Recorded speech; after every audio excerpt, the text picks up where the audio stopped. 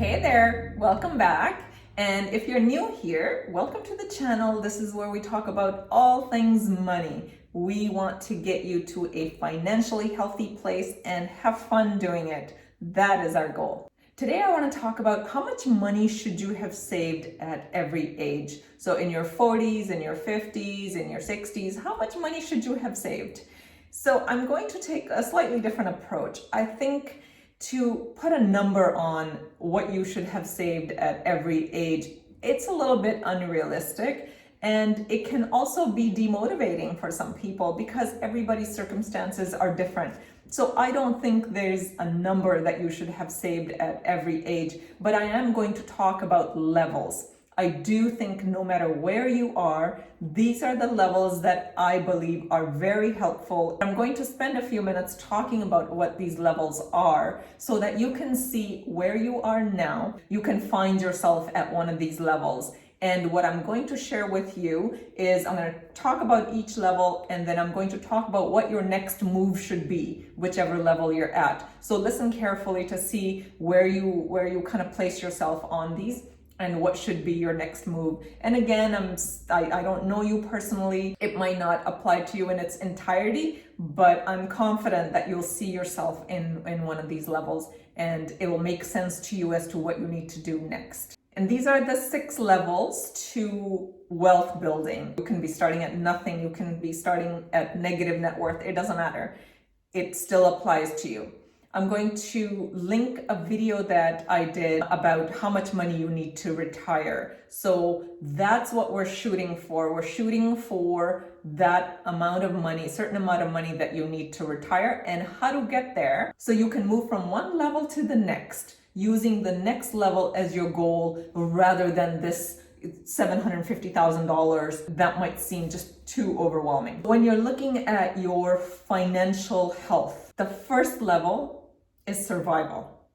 Survival basically means you are in survival mode financially. You've got debt, your income is lesser than your expenses. So you've got yourself in a lifestyle where you're spending more money than you're making. That's what you call survival mode.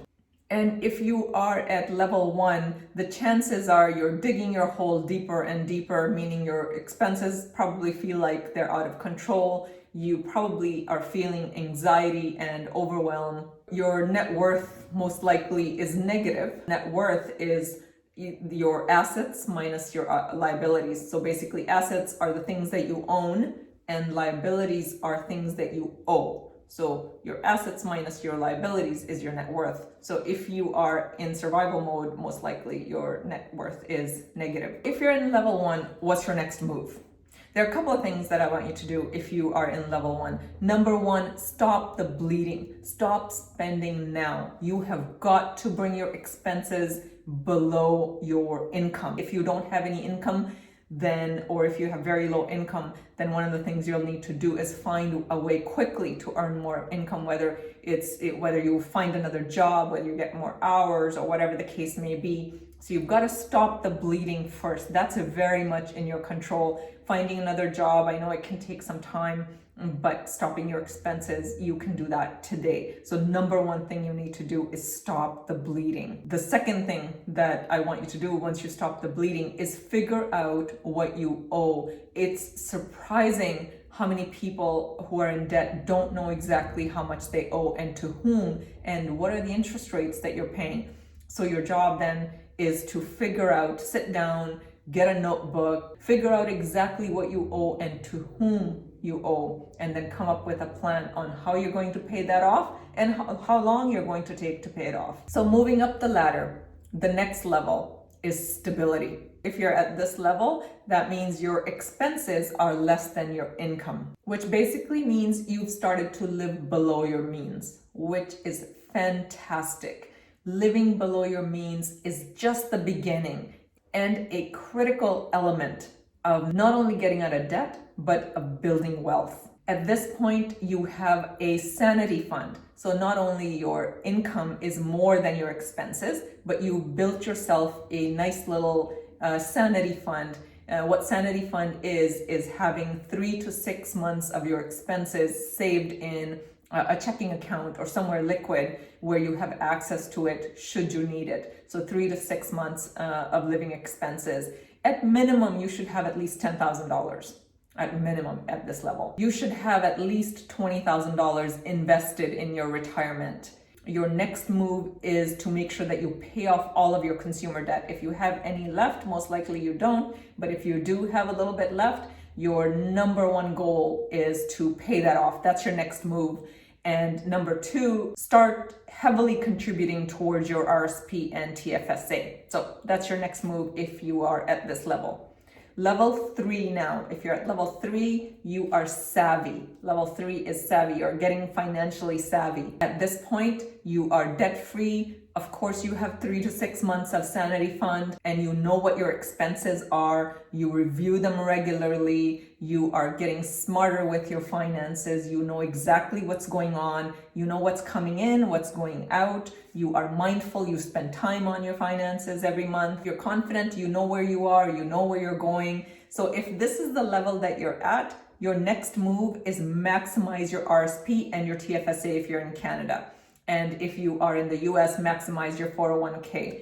And with RSP and TFSA combined as of 2021, you're looking at about $33,000. So this year, for example, the RSP limit is, I think it's 27,800 and TFSA is 6,000, roughly about there. So between the two, that's $33,000 a year. So that's your next move. If you're not absolutely maximizing those, you need to do that.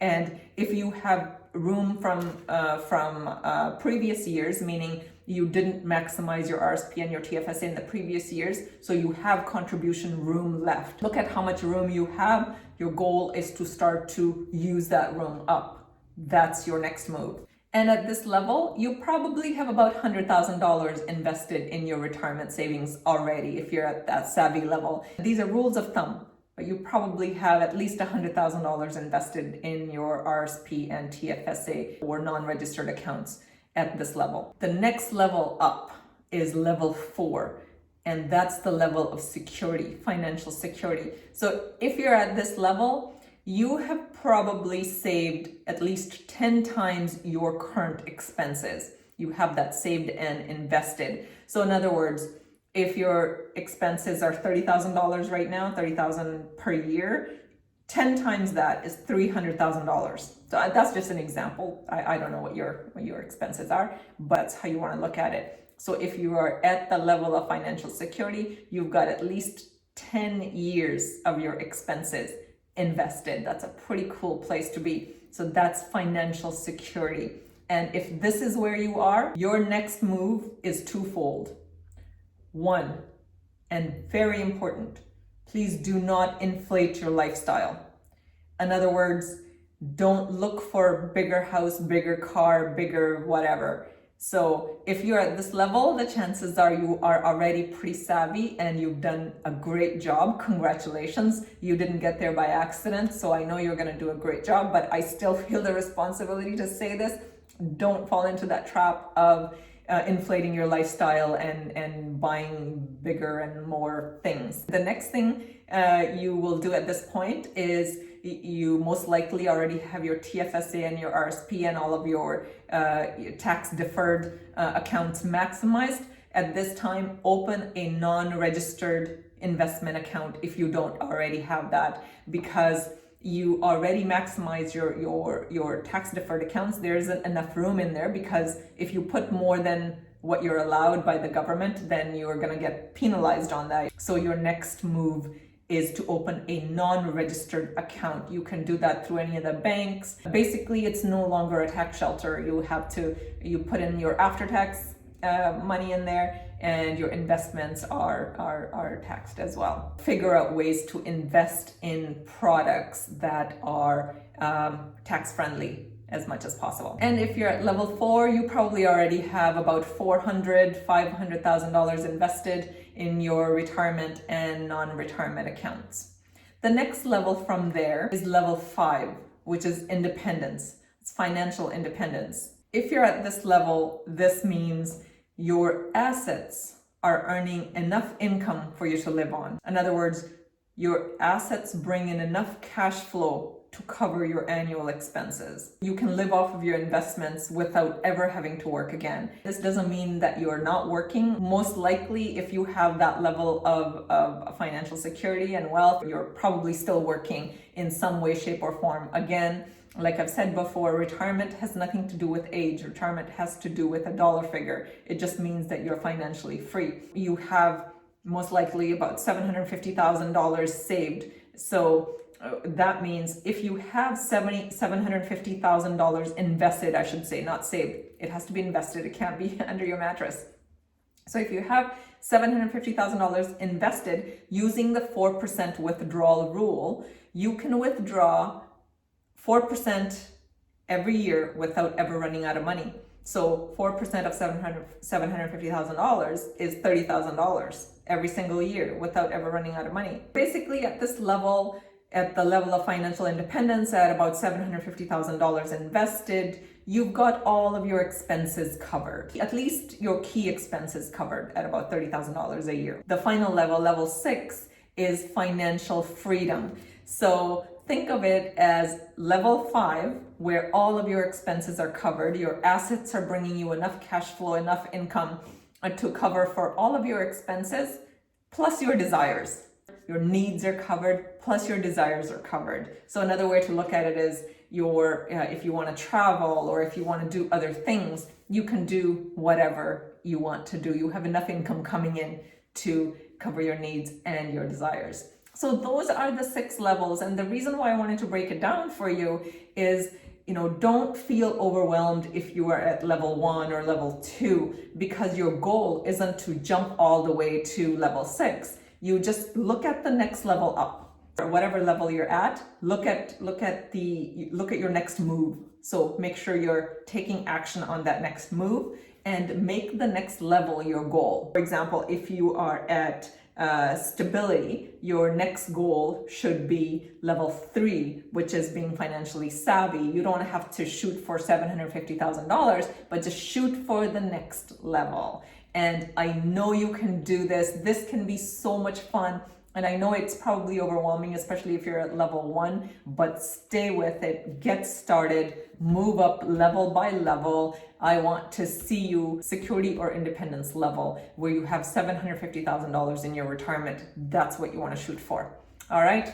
Thank you. Again, if you have any questions or comments, leave them in the comment section below. Please share this video if you like it, and share it with other people who you think might benefit from it. And if you haven't done so already, subscribe to the channel. I will see you next Thursday. Thanks.